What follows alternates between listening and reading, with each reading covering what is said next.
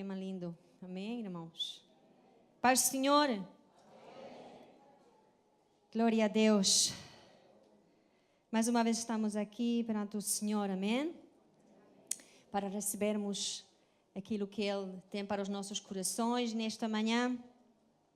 Eu gostava de meditar com os irmãos sobre algo que também tem tocado o meu coração e algo que eu tenho meditado nos últimos tempos. Como é possível nós pertencermos a uma geração em que a incredulidade predomina e como, apesar disso, isso não nos impede, não nos deve impedir que tenhamos fé e esperança nas promessas de Deus.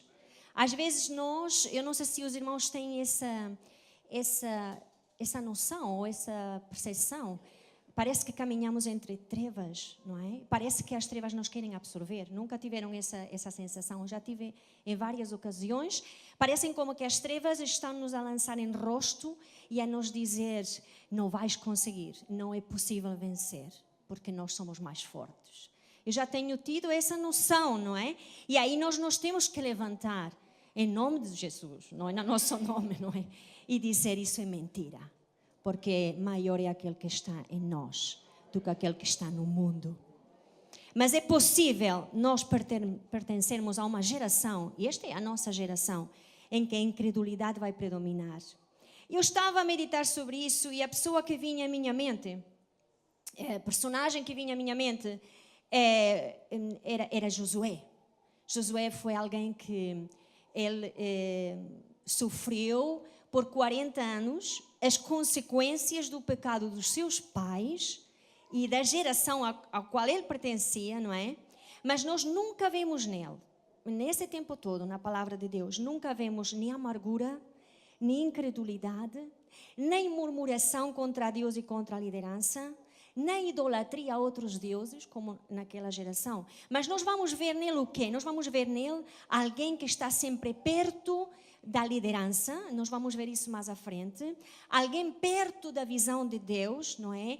E não fazendo ênfase em Moisés, homem, não é? No homem em si, mas tendo em conta que Moisés naquela altura representava, portanto, a direção de Deus, a visão de Deus para o povo, ele estava perto da visão de Deus, ele estava perto da direção de Deus, e ele estava sempre crescendo em conhecimento e sabedoria de Deus. Tanto que nós podemos ler em Deuteronômio 34:9 que Josué, filho de Num, estava cheio do espírito de sabedoria.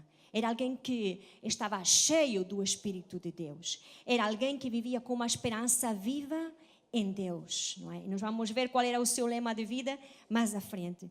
Então, eu quero falar começar por falar que Josué era assim, ele era dessa maneira. Ele conseguia viver no meio dessa geração incrédula porque ele tinha um outro espírito. Ele tinha um outro espírito. Moisés, quando relata isto, não é? Nos faz saber que Josué e Caleb, eles tinham um outro espírito. E por isso eles conseguiram entrar na Terra Prometida, conquistar a Terra Prometida. A diferença do resto da sua geração. Ele conseguiu entrar na Terra Prometida, apesar de pertencer a uma geração sobre a qual já Deus tinha decretado que morreria sem ver desfrutar a promessa. Nós podemos abrir em Números 14.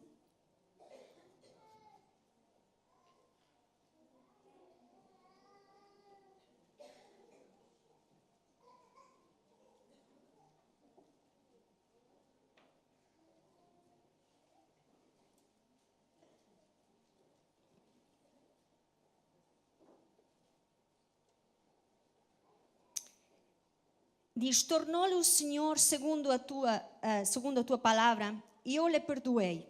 Porém, tão certo como eu vivo, e como toda esta terra se encher, é como e como toda esta terra se encherá da glória do Senhor, nenhum dos homens que, tendo visto a minha glória e os prodígios que fiz no Egito e no deserto, todavia, me puseram à prova já 10 vezes e não obedeceram a minha voz, nenhum deles verá a terra que com juramento prometi aos seus pais. Sim, nenhum daqueles que me desprezaram haverá. Porém, o meu servo Caleb, visto que nele houve outro espírito e perseverou em seguir-me, e eu o farei entrar à terra que espiou, e a sua descendência a possuirá. E se vamos até o 38, diz: mas Josué, filho de Num, e Caleb, filho de Jefoné, que eram dos homens que foram espiar a terra, sobreviveram. Eles dois, da sua geração, foram os únicos que entraram na terra prometida. Deus tinha decretado isto, que essa geração não entraria. Mas sabem, porque eles tinham um outro espírito, eles sim entrariam na terra prometida. Eles sim viriam as promessas de Deus cumpridas na sua vida. E sabem, irmãos, Deus olha para o coração individual de cada um de nós. Porque Deus não nos trata, desculpem a expressão, ao molho. Deus nos trata individualmente e Deus olha para cada coração.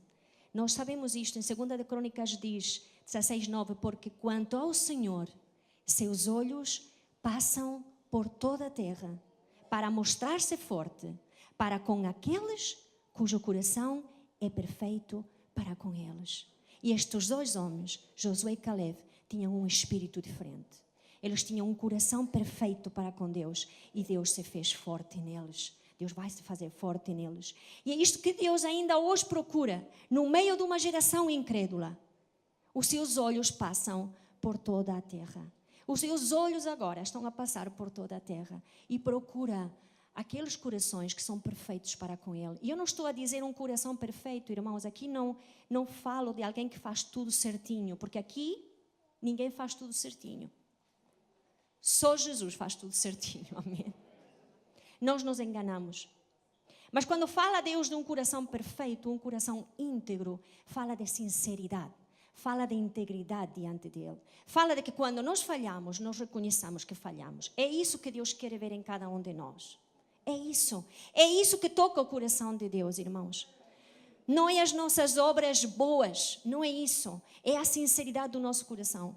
Quando nós falharmos, chegarmos a Ele e reconhecer que falhamos. É isso que toca o coração de Deus. É isso que Deus fala do coração perfeito, de um coração íntegro diante dEle. Então vamos estudar um pouco. Vamos deixar agora Caleb assim de lado, não é? Porque essa é outra pregação. Mas vamos fixar-nos um pouco em Josué, tá bem?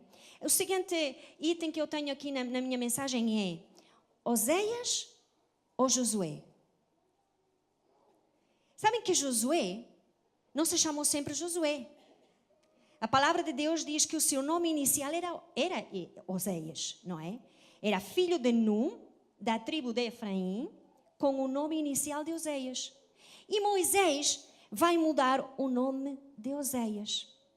Em Números 13:16, se os irmãos quiserem abrir, diz que Moisés deu a Oséias, filho de Num, o nome de Josué.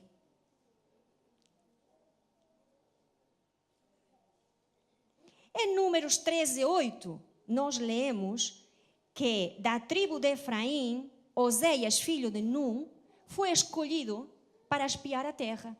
Eu estou a andar aqui, porque se lemos todos os textos aqui, podemos passar muito tempo. Então, ele, antes de Josué, chamou-se Oséias. O texto não diz quando é que Moisés começou a chamar Oséias por Josué. Só nós vemos que isso ficou muito bem marcado antes de enviar os espias. Aí é que Moisés registrou que tinha havido essa mudança de nome. Mas como nós já lemos em Êxodo que Josué era Josué, não era Oséias, era chamado por Josué, nós não sabemos exatamente quando houve essa mudança. O que é certo é que houve uma mudança de nome. Amém, irmãos? Então, Oséias significa salvação. Josué significa Deus é a salvação. Parece que é assim um detalhinho, mas não é um detalhinho, é uma coisa muito importante. Sabem que era costume entre os israelitas e os povos vizinhos também, que os nomes fossem dados segundo o seu significado. Não é como agora, não é? Que às vezes as pessoas dão os nomes porque estão na moda. Então, na mesma geração, há muitas Marianas, na mesma geração, há muitos Paulos, na mesma geração, há muitos Anas. Entendem? É porque está na moda. Nós pomos os nomes porque gostamos, por exemplo, não é? Mas não vamos ao significado. Naquela altura, com base no significado, reparem, irmãos, com base no significado, era comum que fosse dado um nome para indicar uma importante função ou um destino que essa pessoa iria ter. Um propósito, não é? Então, Moisés renomeou, Oséias como Josué. Reparem, Oséias nasceu no Egito. Foi ele, da geração que saiu do Egito. E no Egito, os pais, todo o povo de Israel, a família, havia o povo constantemente em aflição, não é? E nós até lemos na palavra de Deus que Deus tinha ouvido o clamor dos seus filhos no Egito, não é? Então, eles viviam nesse clamor. Nesta família, Nun, que era o pai, não é? Nasce um bebê e, de repente, eles decidem chamar-lhe salvação. Porque nós dizemos Oséias, não pensamos muito bem, mas vamos usar agora salvação. Então, nós podemos até pensar um pouco, não é? Eles colocaram uma esperança naquele bebê. De alguma maneira, eles colocaram uma esperança. Ele vai ser a nossa salvação. Nós como? Era aquele propósito, era aquela função que eles lhe queriam dar. Ele, salvação. Mas Moisés considerou que era necessário mudar-lhe o nome. Por Deus é a salvação. Deus é a nossa salvação. Era importante. Já viram o que era Oséias quando andava no meio do povo até? Oh, salvação! E ele ia. Não é?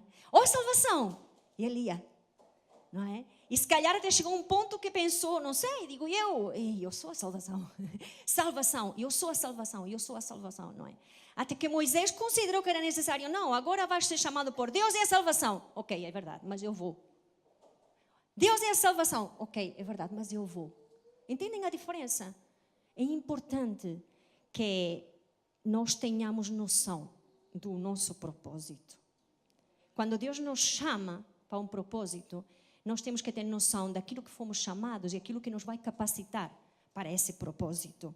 Então, às vezes nós precisamos que Deus nos mude de nome para nos fazer lembrar de aspectos importantes. Eu não estou a dizer que vamos sair daqui com o cartão de cidadão todos mudados, não é nada disso, o nome não é nada disso. Mas mudar de nome aqui e aqui.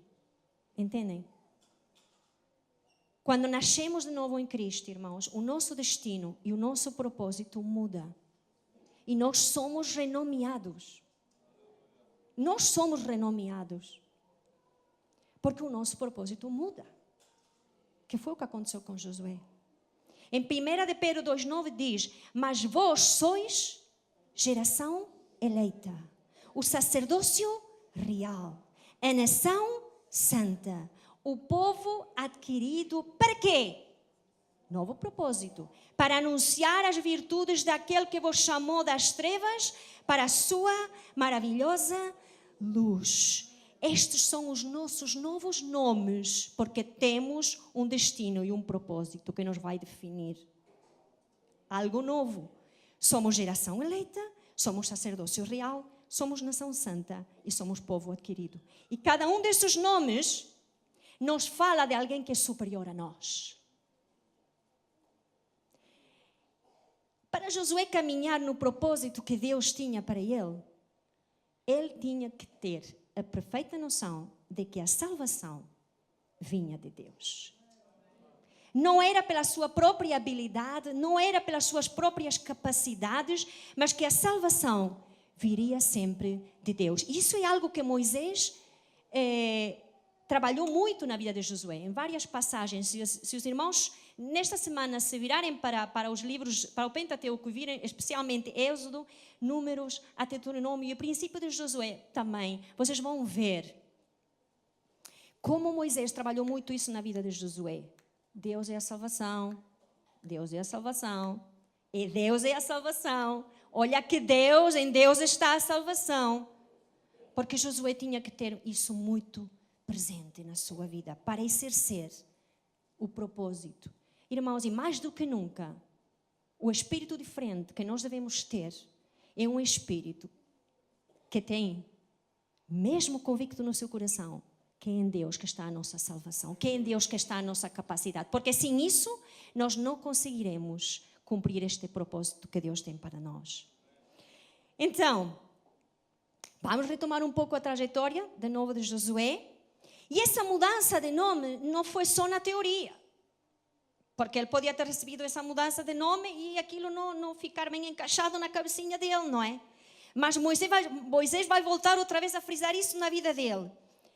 Agora a pergunta que se coloca, há bocadinho foi Oséias ou Josué? Eu acho que todos queremos ter Josué, não é? Deus é a salvação. E agora a pergunta que se coloca é a nossa capacidade ou é a vara de Deus?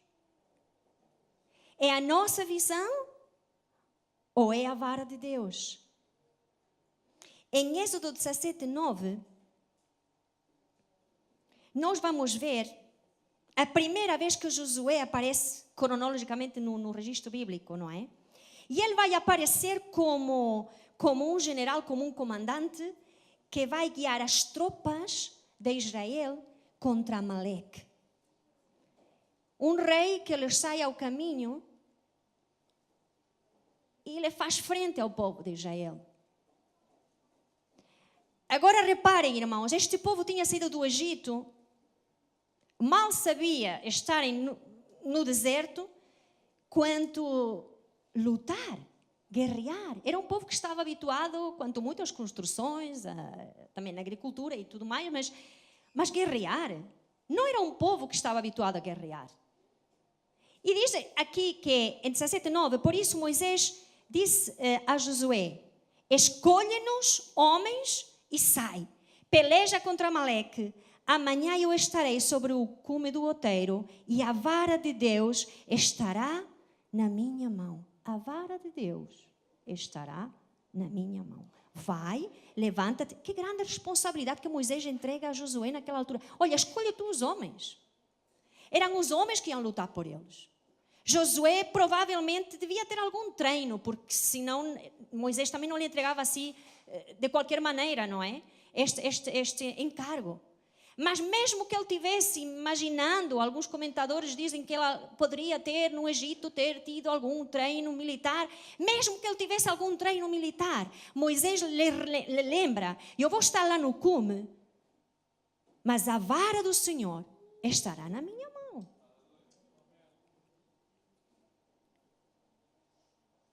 Moisés sabia que a vitória contra Amaleque viria de Deus. Por quê? Porque Deus é a salvação. E lhe fez saber a Josué, e lhe fez lembrar que ele estaria no cimo da montanha com a vara de Deus. Do gênero, ele estava a dizer: olha, a vitória virá de Deus e não da tua habilidade. Lembra-te disso.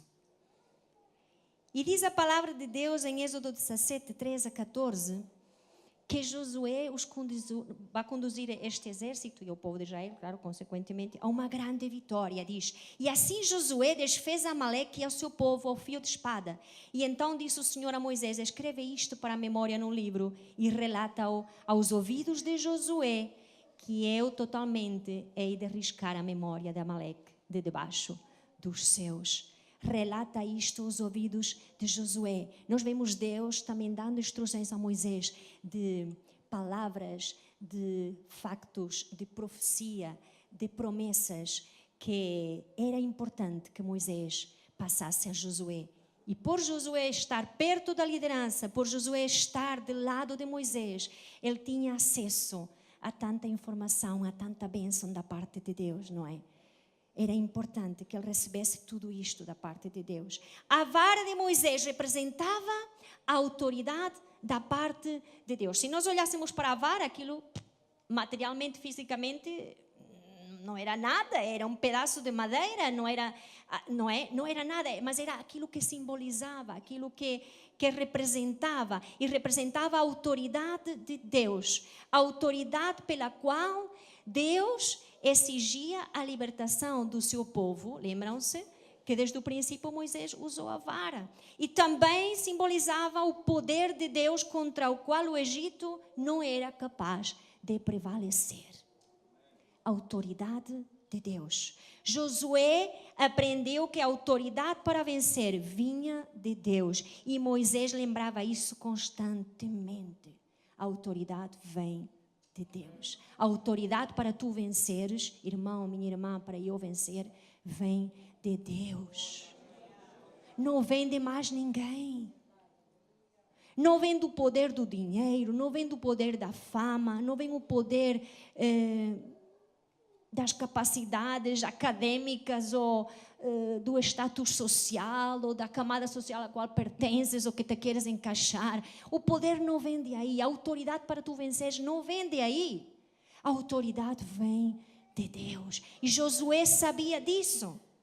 E Josué nos ilustra, quando nós olhamos para isto também, essa guerra contra Amaleque nos ilustra também o nosso atual conflito que nós temos contra os poderes malignos, irmãos, contra os príncipes, contra as hostes espirituais da maldade. Nós vivemos essa batalha. Nós, quando saímos a guerrear, irmãos, nós temos que ter consciência de que existe uma guerra espiritual e que nós estamos no meio dessa guerra espiritual. E que quando nós saímos a guerrear, nós temos que saber que essa guerra é enfrentada com a autoridade que Deus nos dá.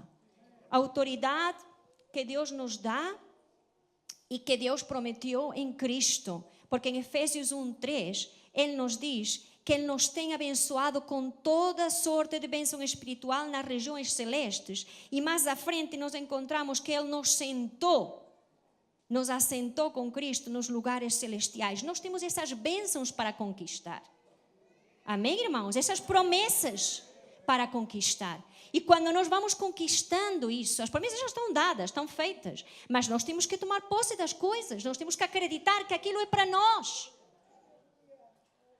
Se agora chegar alguém aqui e me colocar um presente, uma prenda à minha frente, e eu sei que tenho uma prenda, eu sei que tenho um presente, mas se eu não abrir o presente, se eu não abrir a prenda, eu nunca vou desfrutar do seu interior.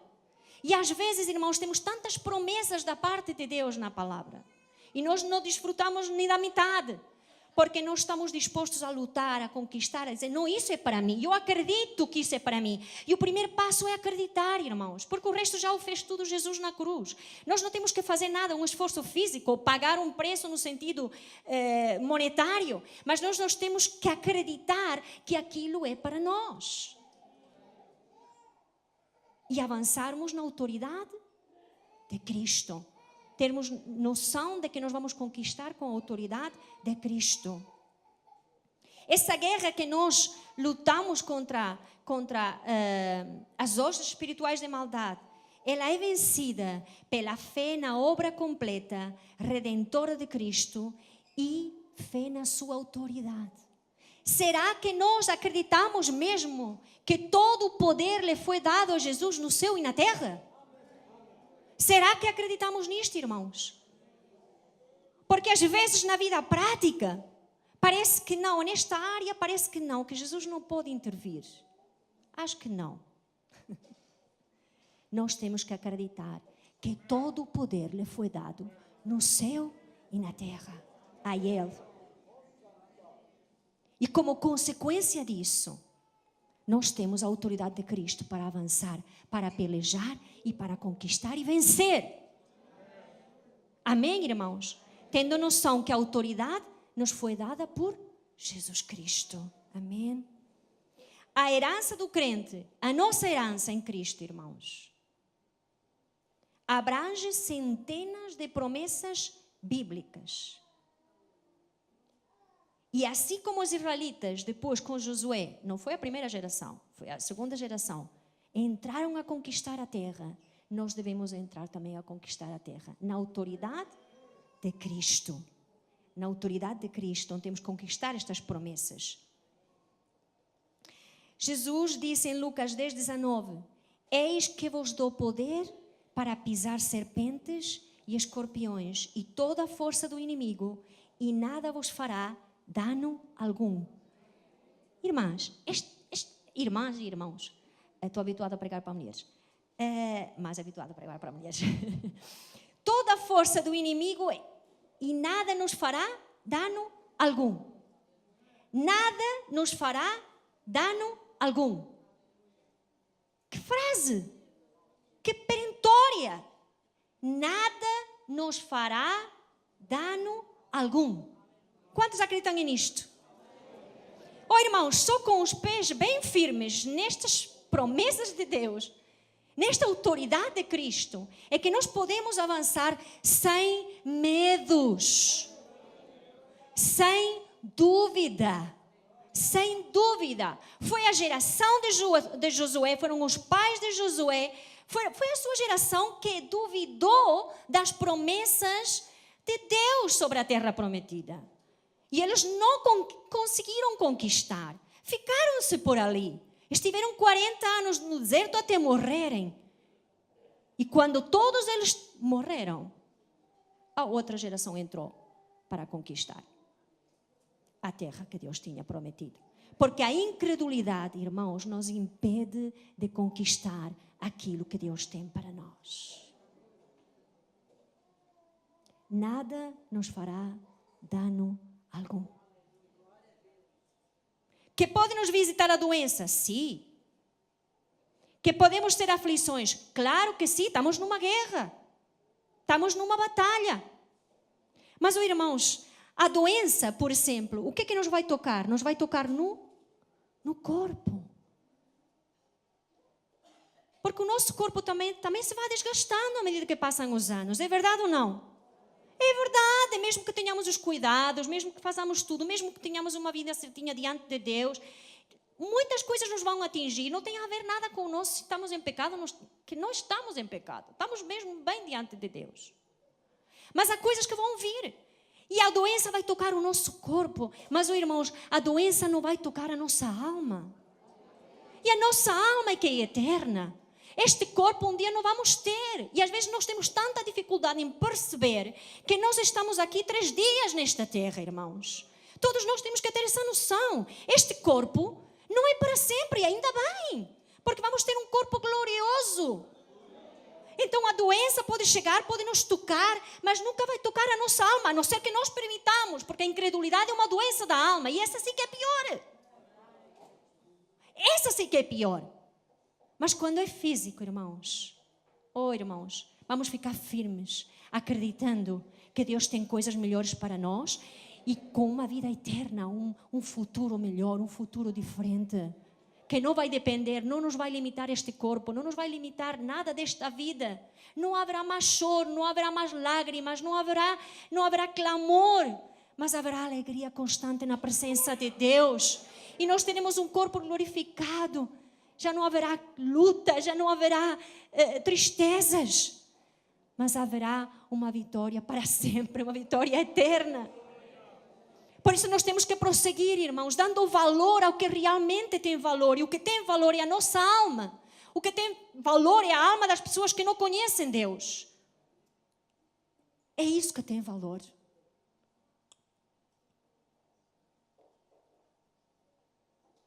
Ele nos deu autoridade. Seguinte ponto de Josué.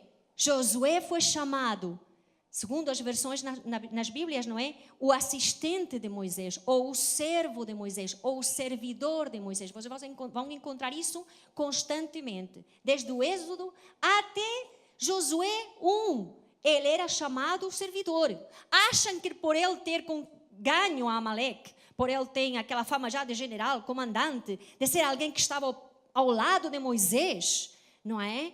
Ele deixou-se de chamar servidor? Não. sempre foi um servidor, um assistente de Moisés. E ele não tinha problema em estar ao pé como servidor, como assistente de Moisés. Já lá que grande diferença com Miriam e Arão, que eram os irmãos de Moisés. Grande diferença. E eles tinham um lugar, entre aspas, destacado, não é? Arão. Mas eles não se conformaram com isso. Tanto quase que lhe disseram a mim, quem és tu mais do que nós? Mas nós vemos Josué sempre ali no seu lugar. Nunca se levantou em murmuração, nunca se levantou em revolta, sempre ali aceitando o seu lugar de servo, de colaborador de Moisés. E não era a família dele, diretamente, não é? Que exemplo. Ele começa por ser assistente de Moisés. E durante aquele tempo, no Sinaí, aquele tempo que eles estiveram parados, não é? Josué vai servir como auxiliar direto de Moisés. Ele vai estar muito perto quando Moisés vai receber as leis da parte de Deus, os 10 mandamentos. Ele acompanhava Moisés todas as vezes que Moisés ia à tenda da congregação, onde Moisés ouvia a voz de Deus, onde Moisés encontrava Deus. Ele estava tão pertinho de Deus. E volto a dizer, não é Moisés Deus, mas Moisés, o que Moisés representava, o papel que Moisés representava. Eu não quero que os irmãos pensem que eu estou a colocar o nosso olhar nos homens. Tem a ver com aquilo que Moisés representava. Era um servo sempre pertinho de Deus, não é? Em Êxodo 24, 13 e 14, diz a palavra: e levantou-se Moisés com Josué, seu servidor, e subiu Moisés ao monte de Deus, e disse aos anciãos: esperai-nos aqui, até que tornemos a vós. E eis que Arão e Ur ficam convosco. Quem tiver algum negócio se chegará a eles, não é? Moisés ia subir ao monte por ordem de Deus para receber instruções da sua parte. E quem é que ia bem pertinho? Quem ia? Ele está a falar na primeira pessoa do plural.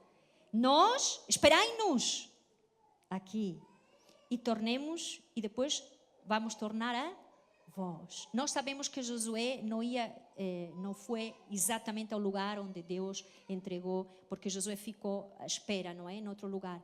Mas imaginem, ele naquele tempo que esteve à espera, estamos a falar de 40 dias e 40 noites. E ele esteve à espera ali à parte, sempre ali, à espera, sabendo que Moisés voltaria, porque Moisés tinha dito: nós tornaremos a vós, não é? Incrível.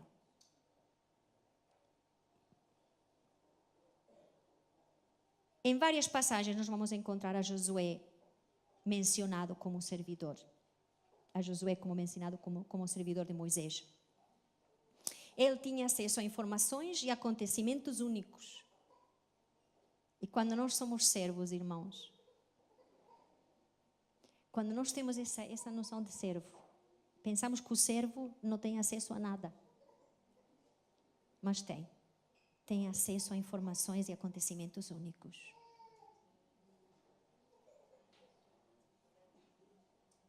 Deus olha para o nosso coração. Às vezes podemos... Não, Moisés é que tinha acesso. Moisés tinha acesso, sim. Mas Josué era alguém com quem Moisés partilhava muita coisa. Lembram-se quando eles estavam a descer o monte e Moisés disse... Deus já tinha dito a Moisés: olha, o povo está desenfreado.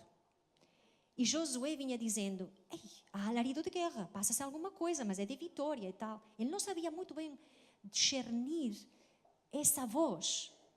Ele precisou que Moisés lhe trouxesse a visão de Deus, lhe dissesse: não é alarido da guerra.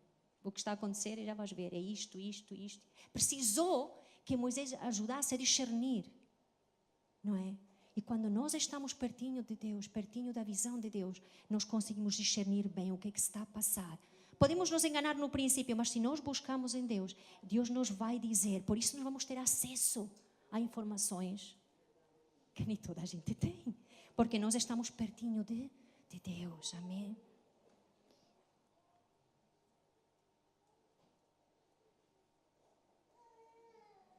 O seguinte ponto que nós encontramos é que sobre Josué foi colocado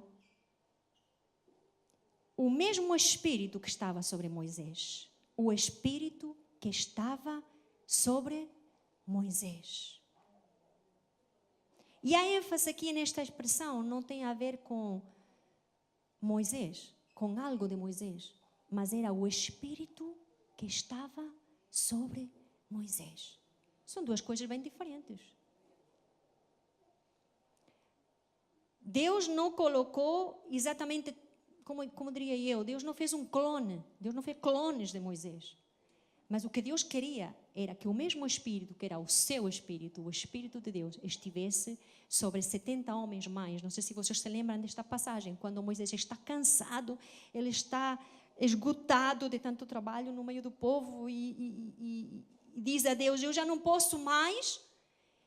E o que vai acontecer? Em Números 11, 16 a 17. E disse o Senhor a Moisés, ajunta-me 70 homens dos anciãos de Israel, que sabes serem anciãos do povo e os seus oficiais, e os trarás perante a tenda da congregação, e ali estejam contigo. E então eu descerei, e ali falarei contigo, e tirarei do Espírito que está sobre ti, e o porei sobre eles. E contigo levarão a carga do povo, para que tu não a leves sozinho. E saiu Moisés e falou as palavras do Senhor ao povo, e ajuntou 70 homens dos anciãos do povo, e os pôs ao redor da tenda. E no 28 diz, e Josué, filho de Nun, servidor de Moisés, portanto foi um dos seus jovens escolhidos. Moisés escolheu também a Josué. Para quê? Para que o mesmo Espírito que estava sobre ele estivesse Josué. E agora deixem-me cá dizer que Moisés não teve problema nenhum em partilhar aquilo que Deus lhe tinha dado a ele e que lhe estava a dar. Nós que estamos em liderança, quem está em liderança, seja qualquer departamento, nós não temos que ter problema em que Deus dê a outros aquilo que também nos está a dar a nós. Moisés não teve nunca inveja de Josué. Nunca teve inveja de Josué, não é? E reparem, Moisés sabia. Ele vai saber que ele não vai entrar na terra. Que vai entrar Josué. E não lhe cortou as pernas. Muito pelo contrário. Fez tudo para facilitar. Passou-lhe tudo o que podia para que Josué fosse vitorioso, fosse vencedor. Amém? Isto agora aqui é um parênteses. Mas a ênfase está no Espírito que estava sobre Moisés e não em Moisés, na pessoa em si, não é? E nós sabemos que ele era movido pelo Espírito de Deus. E nós queremos ser movidos pelo Espírito de Deus.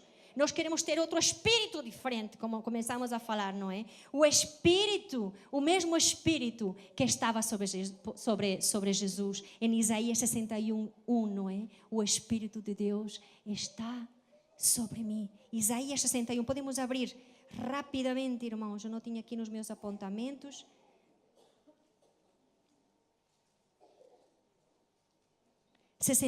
O Espírito do Senhor está sobre mim, porque o Senhor me ungiu para pregar boas novas aos quebrantados, enviou-me a curar os quebrantados de coração, a proclamar libertação aos cativos e a pôr em liberdade os algemados, e a pregoar o ano aceitável do Senhor e o dia da vingança de nosso Deus, a consolar a todos os que choram e a pôr sobre os que estão de luto uma coroa em vez de cinzas, óleo de alegria em vez de pranto, vestes de louvor em vez de espírito angustiado, a fim de que se chamem carvalhos de justiça, plantados pelo Senhor para a sua glória. Edificarão os lugares antigamente assolados, restaurarão os de antes destruídos e renovarão as cidades arruinadas, destruídas de geração em geração. O Espírito do Senhor está sobre nós. Por isso é que nós temos um espírito diferente, porque o Espírito de Deus está sobre nós. Amém? É o seu Espírito que nos dá autoridade para vencer e cumprir o propósito de Deus para nós. O seguinte ponto que quero que vejamos em Josué é que ele tinha um lema. Ele e Caleb. Ele tinha um lema. E o lema era: subamos e possuamos a terra, o Senhor é conosco. Subamos e possuamos a terra, porque o Senhor é conosco. Eles estavam acampados no deserto de Parã e Deus disse a Moisés: olha, envia espias à terra prometida, que é para ver como é que a terra é, se a terra é boa, se é má, se o povo é forte ou fraco, se são muitos, se são poucos, se moram em arraiais, se moram em cidades fortificadas, se a terra é fértil ou não, se há árvores ou não, para saber um pouco da terra que Deus tinha prometido, não é? E quando chegam os espias e relatam que a terra é boa, que a terra mana leite e mel, até trazem aquele fruto da terra, aquelas uvas enormes que tiveram que carregar entre vários com uma vara enorme. Aqui, tudo era confirmado, tudo que Deus tinha dito da terra, era certo, estava certo. Mas o que é que vai acontecer? É que todos, menos Josué e Caleb, vão dizer: mas espera aí, isto tem um quê? Porque vocês nem sabem o que vocês vão encontrar das pessoas dessa terra. Das pessoas. As pessoas são enormes, são os filhos de Anak, são gigantes, nós somos como gafanhotos, não é? E quando eles começam com esse relatório pessimista, nós vemos aqui a Caleb que diz: ei, subamos e possuamos, porque certamente prevaleceremos. Qual é que é a dúvida? Deus é conosco. Porque Josué e Caleb já tinham percebido o quê? Josué já não era Oséias, era Josué. Eles tinham percebido que era a autoridade de Deus que lhes dava a vitória. Eles tinham percebido que as promessas de Deus eram reais, eram verdadeiras. Qual é que é a crise? Deus é conosco. Mas o povo não quis acreditar. E aí nós soubemos as consequências disto, que lemos logo no princípio. Eles foram, digamos assim, decretados para viver durante 40 anos no deserto, até morrerem. E só os filhos deles é que viriam e conquistariam a terra. E sabem, em Hebreus 4, 1, 2, nós encontramos aqui um paralelo que nos diz, Hebreus 4, 1, 2, visto que nos foi deixada a promessa de entrar-nos no descanso de Deus, que nenhum de vós pense que falhou esse descanso, essas promessas, não é? Pois as boas novas foram pregadas também a nós, tanto quanto a eles, falando do povo de Israel. Mas a mensagem que eles ouviram, de nada lhes valeu. Por quê? Pois não foi acompanhada de fé por aqueles que a ouviram. Olha, irmãos, que nós não sejamos como eles. Mas quando nós ouvimos as promessas de Deus, nós devemos acompanhar com a nossa fé. Subamos e possuamos. Deus é conosco. Prevaleceremos. Isso é fé. Fé no descanso de Deus prometido para nós. No alcançar das promessas de Deus para nós. É fé. E esse deve ser o nosso lema, irmãos. Que há gigantes? Há gigantes para enfrentarmos. Mas se Deus nos diz que esta terra é vossa, e eu vos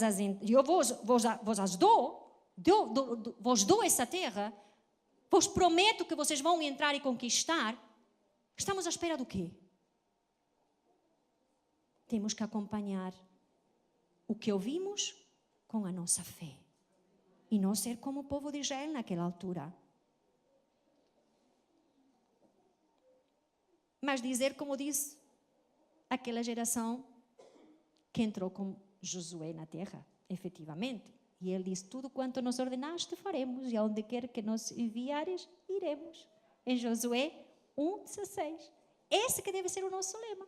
Não é não acreditar, mas dizer, não, Senhor, tudo que tu dizeste, nós vamos fazer. Onde tu dizes que eu tenho que ir, eu vou. Acreditar, o nosso lema, subamos, possuamos, porque Deus é conosco. Vamos acreditar. Porque se nós não acreditarmos, irmãos, de nada, diz a palavra, a eles não lhes valeu e acham que nós vamos ser diferentes. Nós vamos ser diferentes do povo de Israel. Se nós não juntarmos fé às promessas de Deus, elas não servem para nada. Entendem o que quero dizer? Porque da parte de Deus, nós podemos contar com Ele sempre. Porque Ele é conosco, porque a autoridade vem de Ele, porque Ele é a nossa salvação. Então nós vamos ver que quando Josué enfrenta o momento da morte de Moisés e Moisés vai nomear o seu sucessor, e vamos andando mais depressa porque senão não temos tempo. Quando ele é nomeado o sucessor de Moisés, ele vai não só continuar a praticar aquilo que tinha aprendido, mas vai ensinar a esta nova geração a praticar o que na sua não tinham praticado. E quem tem ouvidos para ouvir, que ouça. Portanto, se eu estou numa geração incrédula, alguém que não alcança as promessas de Deus por falta de fé, por desobediência, por não estar debaixo da autoridade de Deus, isso não tem que fazer, não vai fazer de mim alguém assim. Mas eu tenho que ter um espírito diferente. Eu tenho que continuar firme nas promessas de Deus e mais, eu tenho que ensinar àquela outra geração que está a vir aquilo que funciona. A mudar de nome de Oseias por Josué, a reconhecer a autoridade da vara de Deus sobre a nossa vida, a necessidade de estarmos perto de Deus. Todos estes princípios que fizeram de Josué um conquistador e um vencedor. Então, antes da conquista, aliás, desculpem irmãos, antes de atravessar o Jordão, e nós vamos ter aqui um paralelo tremendo, não é? O início de Moisés foi abrindo o mar vermelho, e temos o Josué agora aqui, que vai atravessar o Jordão, não é? Incrível, não é? Se calhar também era a maneira de lembrar as pessoas, olha, é uma coisa, pronto, Deus está conosco. De voltar a lembrar, não é? Deus volta a fazer. Deus é o mesmo. Deus é o mesmo. O Deus do passado não era melhor do que o Deus do presente. Deus é o mesmo ontem, Jesus é o mesmo ontem, hoje e para sempre. Não é? Nós temos aquele termo aqui em Portugal que não existe na Espanha. E eu às vezes quero traduzir em espanhol, mas não, é um fracasso. Não dá. Não é a mesma coisa. É saudades. É saudades, saudade. Ter saudade. Isso na Espanha não. Quanto muito, eu echo de menos. Tenho uma ignorância. Mas não é a mesma coisa. Saudade é uma coisa... Estão a perceber? É uma palavra que só existe em português. Não vale a pena nós traduzirmos. E os ingleses também não têm. Não é? É só amísio. Não é a mesma coisa. Saudades. E às vezes nós temos saudades do Deus do passado, sabem? Das coisas que Deus fez no passado. Mas Deus é o mesmo hoje. E Deus, acredito que também fez este milagre no meu parco entendimento, mas eu penso que também, se eu fosse alguém deles, eu diria, uau, Deus é o mesmo, Deus continua. Aquilo que os nossos pais nos contaram, olha, Deus está a fazer de novo, porque Deus é o mesmo. Então, antes de atravessar o Jordão, nós vamos a ver Josué fazendo o quê? Nós vamos encontrar ele, em Josué 1:13, a lembrar as promessas de Deus e a semear fé. Nós temos de semear fé na geração que está à nossa volta agora. Semeia fé, ok? Lembrai-vos da palavra que vos mando, Moisés, que vos mandou Moisés, o servo do Senhor, dizendo, o Senhor vosso Deus vos dá descanso e vos dá esta terra.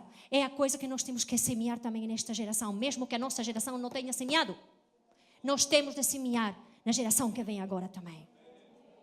Amém, irmãos? Josué 3:5, ele diz, santificai-vos porque amanhã Deus fará maravilhas no meio de vós. Isso é fé, porque Josué se está a levantar e a dizer, eu não estou a ver, mas eu sei que amanhã ele vai fazer maravilhas.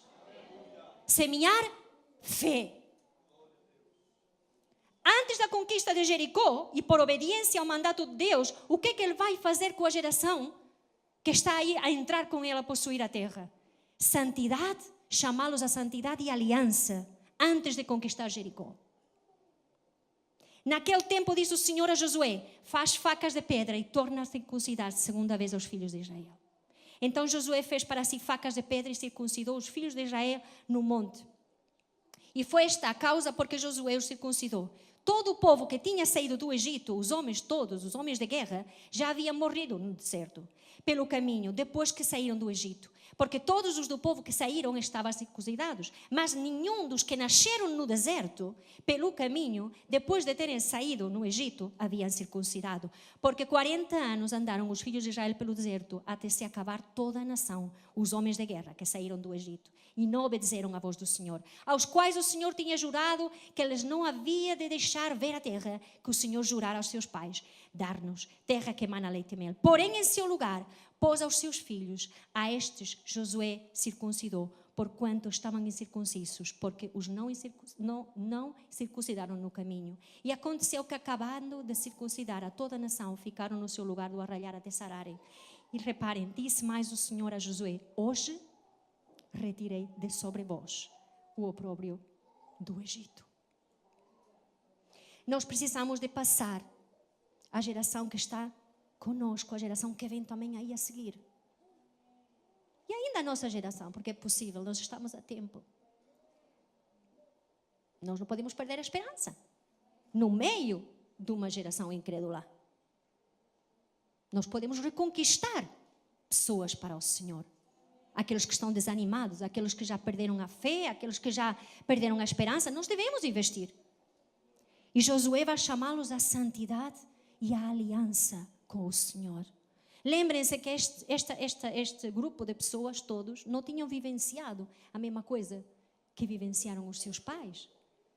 Mas Josué achou por bem necessário, e Deus também lhe disse, para santificar e renovar a aliança. Porque era necessário antes de conquistar. Se eu não tenho aliança com Deus, não posso pretender conquistar nada. Os irmãos estão a perceber? Se eu não tenho uma aliança com Deus, eu não vou conquistar nada. Eu vou viver em derrota. Porque é preciso nós termos fé, nós agirmos na autoridade de Deus, estarmos em aliança e santidade com o Senhor, sermos servos que não perdem a esperança nas promessas de Deus. Irmãos, com esta palavra, o desejo do meu coração também era que nós ficássemos incentivados a não desistir da geração que nos rodeia. Não desistas da geração que te rodeia, irmãos.